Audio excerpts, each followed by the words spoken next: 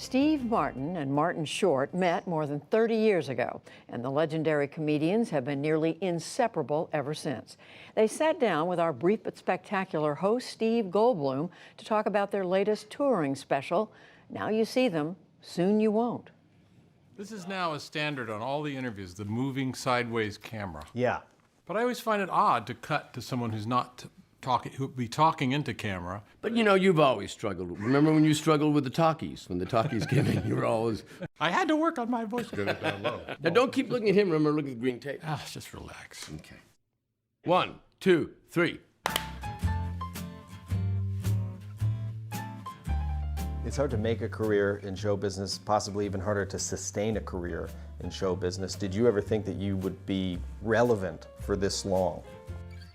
I guess he's talking to me.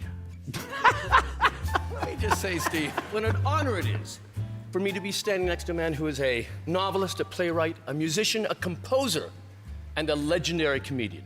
And let me say, what an honor it is for me to be standing next to the man who is standing next to that man. Seeing your work together, it feels like it commands the attention the same way like an Oscars monologue commands attention. And then you slow things down and you become reflective and you're talking about each other's work. Tell me about the design of your special and your tour.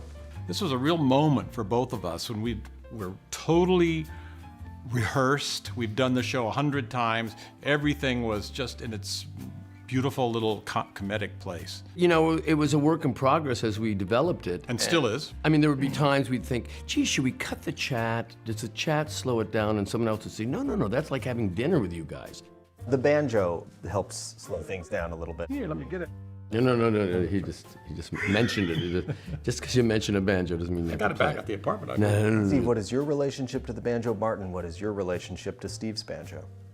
I dated Steve's banjo for many years. I started playing in the 60s. I've been playing for 55 years. I know I should be better. You know, we're in show business, but I have another life as a musician. You have a whole other set of friends that, you know, kind of levels you out. It's really nice.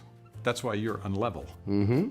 Well, in the show that I saw last year, it seems like there's an honest mistake. Steve, you say Grinville, Martin, you say Greenville, and you say, you'd tell me, Steve, if you were having a stroke, wouldn't you?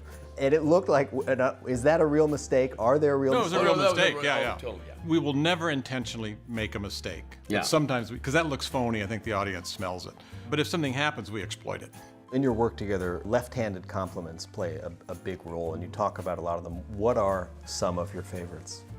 One of the great things about touring around the country with Marty Short, no paparazzi. This is See, Well, that landed good, didn't it? thank you. The crew's been instructed not to laugh. Oh, just like our audiences. That must be what happens. There is a Martin Short on Twitter, but it's a nutritionist in London. Really? You're not on Twitter. No, I'm not. Okay, Steve, you're very good at Twitter. I stopped. I thought it was too dangerous. Just that you might say something that would offend people. You can say the most innocuous thing and suddenly you're in the news. Martin, does Jiminy Glick allow you to say things that you wish you could say in real life? One time I was interviewing Edie Falco. I asked her a question. I said, what was it like starting off as a young actress? And she started answering and went, shh, just because I ask you a question doesn't mean I need an answer. And she said she used to be shushed as a kid, and it caused like an electrical shock in her. Faux flattery plays such a character in your role, in your work together, in your appearances on talk shows. For this moment, if you could, look at each other and pay each other just a genuine compliment. We can't do that. Can't do that. No, I'll tell you, I've said this before, but you are a great singer and you use it exactly right. I've heard you talk about no, I don't want to sing a serious song, but when we do our comedy songs, they're so beautifully sung. And I worked with Karen Carpenter. I toured with her, who has an amazing voice, an amazing instrument every night.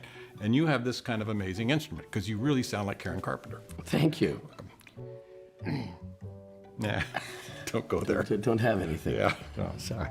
Hi, I'm Steve Martin. And I'm Martin Short. And this is our brief but spectacular take on our fabulously popular and undeserved success. And we could watch them